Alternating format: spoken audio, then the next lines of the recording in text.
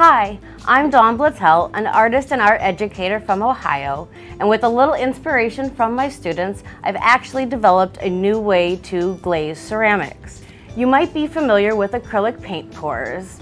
Well, today we're going to talk about glaze pour paintings. I originally started on functional sculptures and bowls and things until I realized Mako actually makes clay canvases. They come in different sizes and make fabulous surfaces for doing any type of painting on them with glazes. I'm just going to teach you how to do a pour painting with them and the wonderful glaze of Stroke and Coat. These are the first two that I created. They're both done with Stroke and Coat on the 8x10 canvases. They're the same color palette except for the change in white and black. I've learned lots of things, including to what level I need to thin the Stroke and Coat to make it move across the canvas successfully. I've also learned that while it makes a fabulous result in Stroke and Coat, you can also use the foundations glazes. So this is a direct color comparison of the two. Foundations, you can use it straight out of the bottle. It's thin enough to pour onto the canvas. With Stroke and Coat, I thinned mine, and I definitely want to recommend you thinking about your color choices because while these analogous color families work great together, some of your blending can look a little muddy on the more transparent foundations. In considering your color choices, with like a rainbow where some of the complementary colors overlap, you tend to get a muted tone. This is demonstrated in the foundations, where the vibrancy is much more evident in the use of Stroke and Coat.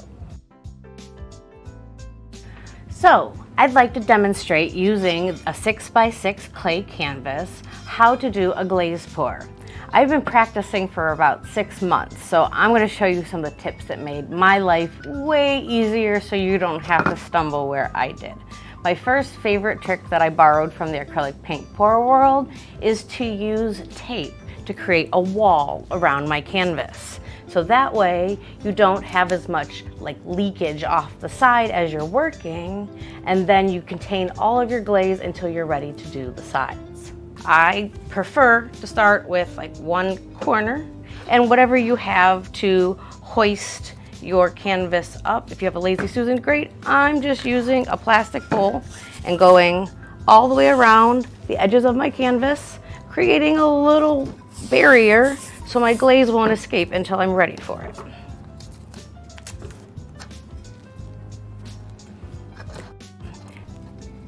So if you do a pre-glaze layer down first, you definitely have to wait for that to dry for the tape to stick. So I'm going to be using these colors in Stroke and Coat. I have Tuxedo, Cottontail, Blue Yonder, Green Thumb, and Sunkissed. They were the ones that were used in my demo and have a comparison match in the foundation with glazes. I've already pre-prepared my pouring cup. While I did start just with a normal cup, I found these that kept my colors separate until I started pouring. So decide where you want to pour. You can do a straight pour, which is just holding your pour cup in one position and letting the stream hit the canvas, or feel free to move it to create other patterns. A straight pour is right down the middle like that, but I'm an art kid, so I like to be brave, and I'm going to make some other lines as I travel. The corners sometimes are difficult to fill, so make sure you leave some area for that. If your glaze seems like it's not wanting to move for you, a finger mister bottle is your best friend. I do not recommend a spray bottle though, because it will put down too big of droplets in the process.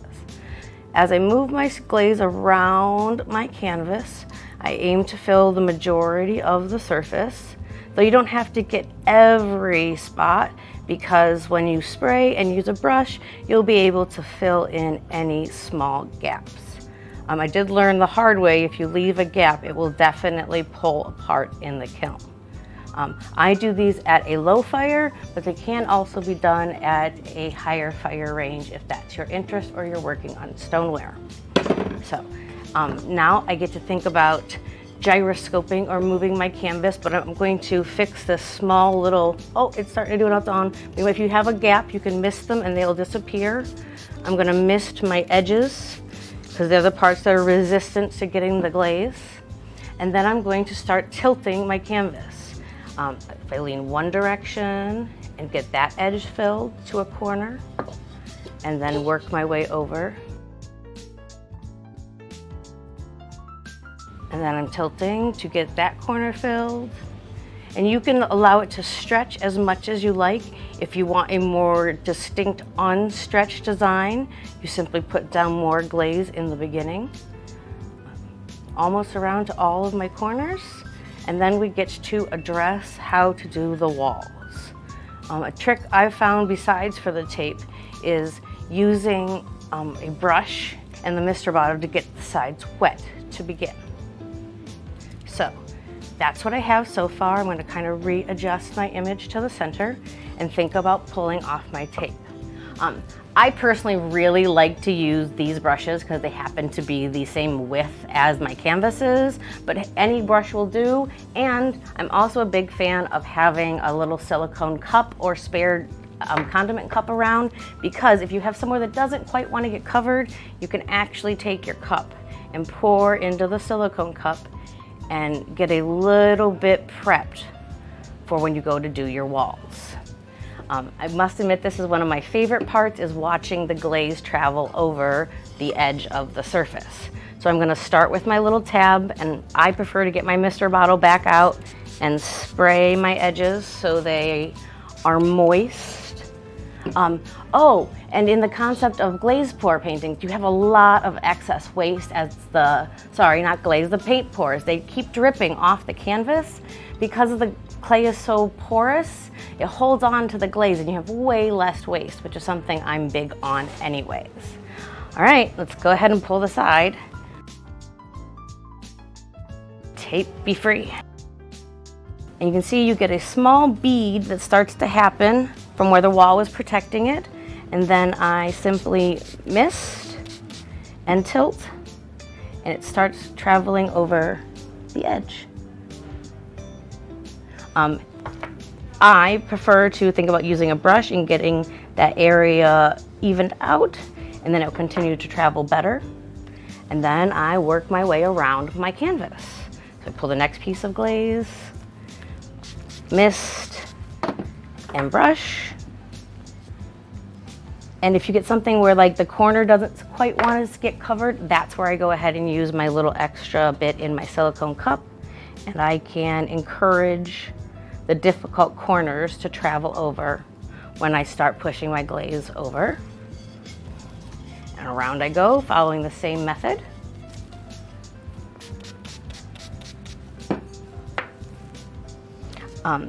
If you really want to stretch your glaze and get a finer design, having a layer of glaze on the canvas first can help, but obviously it's not necessary. And we are down to the last side, tape's off. And we can watch it take off down the sides. And I'm going to go back and touch up my corners. Touching up my edges so that I know I won't have rough, just bisqued pieces. And even my movement in spinning it around my hand keeps the color traveling on the surface. And then you get to be as brave as you want to and how far you stretch it. What design are you interested in? And how crisp you want your lines. The more you stretch it, your lines are going to get wider. And the more you leave it alone, the bolder your images will be. So there is a glazed pour painting. You see, not a ton of waste. And then I find something to set it on to let it drip and finish. And then I'm firing these at 05, but I said they can be done at higher temperatures. So, now that you've seen how to do a glaze pour painting, let me show you some of the supplies that I use to be successful at these. I prefer myself to thin stroke and coat by about 15%, The colors are very, very vibrant, but that's also time consuming. So you might choose to just purchase the foundations, which are already thin enough to use right out of the bottle and produce nearly identical results. I absolutely started with just using plastic cups that I kind of squoze and bent so that I would have a little pour spout. And I would just layer in my glazes and begin that way when I started my paint pours. You definitely want a really good brush to invest in. It makes a difference for your finishing your product. And things like tape and mister bottles are also going to make your life easier. While I've really enjoyed using the pre-bisqued pieces that Mako has to use, I've also been experimenting with other clays, and you can do a once fire. So this little pinch pot was simply made and then glazed with the same method and put into the fire once to cone 04, and it absolutely produces similar results, though you may notice the little bubbles and cells. While people frequently try to get that in the acrylic paint pour world, if you like that look, the trick is to do it on a once fire, and the gases that escape during that process will appear through the glazes and affect their surface. They're totally still glazed, they just have a different finish to them. Here's a piece that I hand built and did a once fire on, and it has a beautiful finish, though you can definitely see where there were areas that were affected from the gassing off of the once fire. Major suggestion, if you're using stroke and coat or foundations and considering this, definitely leave a place where some of the gases can escape. It will produce a better product on your glazed surface. These are also two throne pieces that I did, and they were also once fired. Lovely finish, but I'm really, really glad that I put down a base layer first so that anywhere that it did gas off and make cells, I still have glaze. In closing, I hope you've enjoyed learning how to do a glaze pour.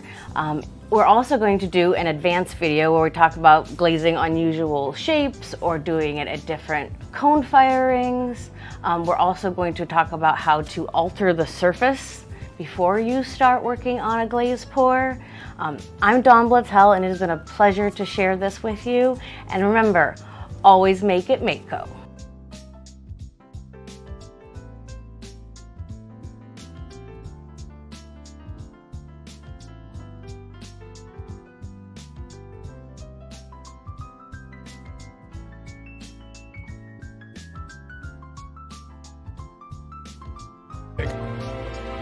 عالم الهوايات بأسعار الجملة، تشتري خامات مضمونة ومواصفات عالمية.